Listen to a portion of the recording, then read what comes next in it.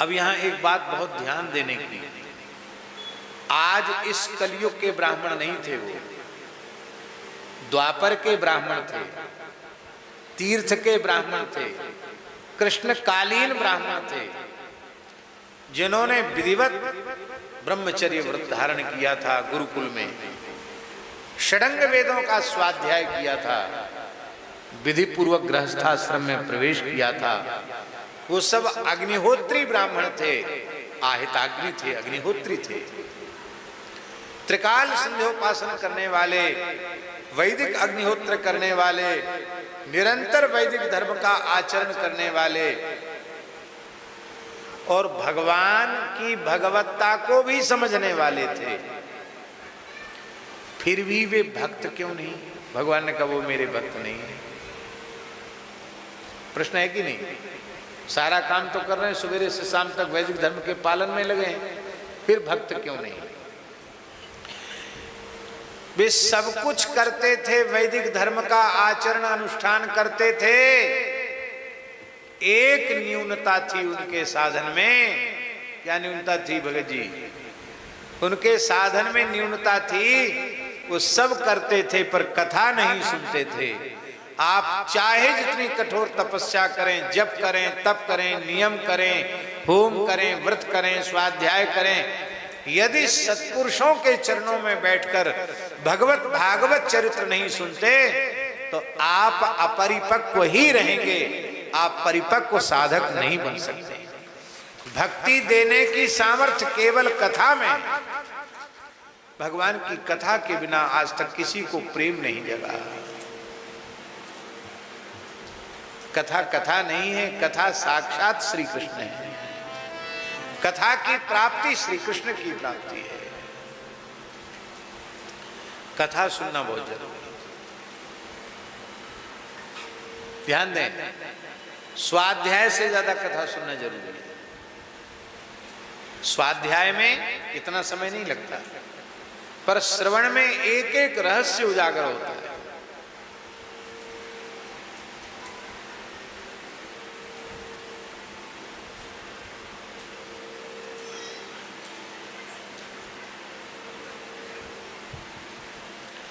कथा श्रवण में एक एक रहस्य उजागर होता है। एक कथा की महिमा की एक बात सुना देते हैं आपको, फिर आगे सुनाएंगे। अब देर होए तो होए, कोई बात नहीं। पहले हनुमान जी कथा नहीं सुनते थे। आज शनिवार भी है, थोड़ी हनुमान जी की चर्चा हो जाए। पहले हनुमान जी कथा नहीं सुनते थे, केवल राम जी की सेवा करते थे। कथा सुनने का फुर्सत नहीं थी उनको, दिन रात सेवा में लगे रहते, फुर्सत कहाँ। राम जी ने सोचा कि ये कचाई है हनुमान जी की, कथा नहीं सुनते हैं। हाँ, जरूरत पड़ने पर कह तो देते हैं, रामचंद्र गुण बरने लागा, सुनते ही सीता। बढ़िया कथा वाँचते हैं, सुनते नहीं। ये नहीं सुनेंगे तो जीवों को कथा श्रवण की प्रेरणा कैसे मिलेगी? तो राम जी एक दिन बोले, अयोध्या जी की बात है माता जी, राम जी राज सिंहासन पर बैठे हैं, हनुमान जी धीरे धीरे चरण दबा रहे हैं। राम जी बोले, देखो हनुमान जी, अब दरबार के पूर्ण होने का समय हो गया, हम महल में जाकर विश्राम करेंगे, तब तक बीच में कोई काम तो है नहीं। दोपहर का थोड़ा समय है, आप सब काम करते हैं, सब साधन करते हैं, अच्छी बात है, कथा नहीं सुनते। थोड़ी कथा सुनाया करो, अयोध्या में जगह जगह कथाएं होती हैं, कथा सुनाया करो। हनुमान जी बोले, क्या कथा सुने, किससे सुने कथा? ज्ञानिनाम अग्रगण्यम बुद्धिमताम वरिष्ठम, सूर्य से वेद पढ़े हैं, उनको भला कौन कथा सुनाएगा? कौन, किसको सुने, किससे सुने, कहाँ जाए? राम जी ने कहा, चलो छोटे मोटे वक्ता से सुनने का तुम्हारा मन नहीं है तो हम बड़ा वक्ता बताते हैं। आप तो मनोजवम मारुततुल्य वेगम है, चले जाइए नीलगिरी पर्वत पर, काग उसुंडी जी वहां विराजते हैं और 12 मास राम कथा कहते हैं, वहां कथा सुन के आई। हाँ, ये ठीक, काग उसुंडी जी तो है महात्मा, क्योंकि उन्होंने आपके 27 अवतारों की लीला देखी है। यहाँ बसत मोही सुनु खगई सा, यहाँ बसत मोही सुनु खगई सा, बीते कल्प 7 अरूपी सा, बीते कल्प 7 अरूपी सा। 27 कल्प तक राम जी की लीला देख चुके हैं। जानते हो एक कल्प कितना बड़ा होता है? एक कल्प में 1000 बार सतयुग, 1000 बार त्रेता, 1000 बार द्वापर, 1000 बार कलयुग बीत जाते हैं। ऐसे 27 कल्प बीत चुके।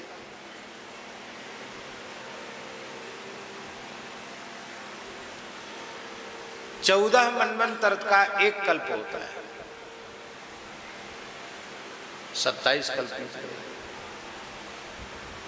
हनुमान जी गए, आओ आओ हनुमान जी बैठो बैठो। महाराज औपचारिकता की आवश्यकता नहीं, आप तो कथा सुनाएं। उस समय कागभूषुंड जी कथा में हनुमान जी के द्वारा लंका दहन की ही कथा सुना रहे थे। हनुमान जी जानकी जी की सुध लेने गए तो कागभूषुंड जी ने कथा सुनाई कि जैसे ही जामवंत जी ने कहा राम काज लग तब अवतारा, सुनते ही भयो पर्वताकारा, हनुमान जी विशाल।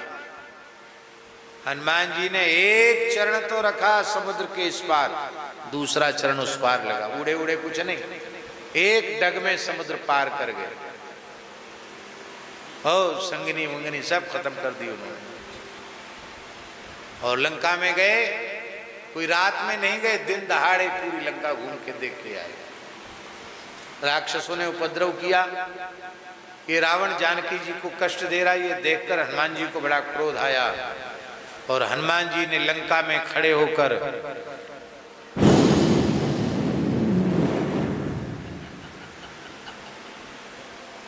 एक फुफकारी मारी। हनुमान जी के मुंह से आग निकली, पूरी लंका जलकर भस्म हो गई। जानकी जी से संवाद करके हनुमान जी लौट के आ गए। राम जी को चूड़ामणि दे दी। राम जी ने हनुमान जी को हृदय से लगा लिया। बोलो सियावर रामचंद्र की। आज की कथा संपन्न हुई, यहाँ से आगे की कथा कल होगी। हमारी कथा नहीं, कागभूषुंड जी की कथा पूरी हुई। ऐसे बोलते ना वक्ता लोग, अब यहाँ से आगे की कथा कल होगी। हमने तो बहुत जल्दी सुना दिया, उन्होंने बढ़िया से सुनाया, समय लेके सुनाया। हनुमान जी सुनते तो रहे, लेकिन मन में आया ये झूठ बोलने का ठेका लगता है वक्ताओं ने ही ले रखा है, हैं? हम तो सोचते थे कागभूषुंड जी झूठ नहीं बोलते होंगे, पर ये तो बिल्कुल साफ झूठ बोल रहे हैं। लंका जलाने वाला सामने बैठा हुआ है, कहते एक डग में समुद्र पार कर गए, एक फूंक में लंका जला दी। तो भैया लंका तो एक फूंक में नहीं जली, मेरी पूंछ में आग लगाई गई और कितना हमको पापड़ बेलने पड़े, कितना तिरस्कार सहना पड़ा, ये तो हम ही जानते हैं। तो हमारे सामने एक मनगढ़ंत कथा सुना दी इन्होंने। तो प्रणाम किया और हनुमान जी वहां से चल गए।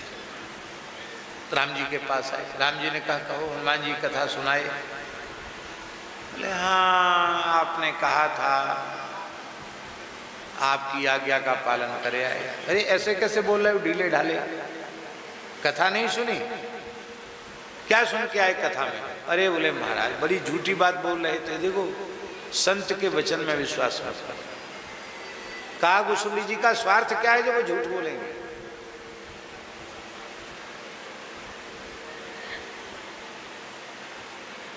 आपको जिस मर्यादा से कथा सुननी चाहिए थी उस मर्यादा से आप कथा नहीं सुन पाए।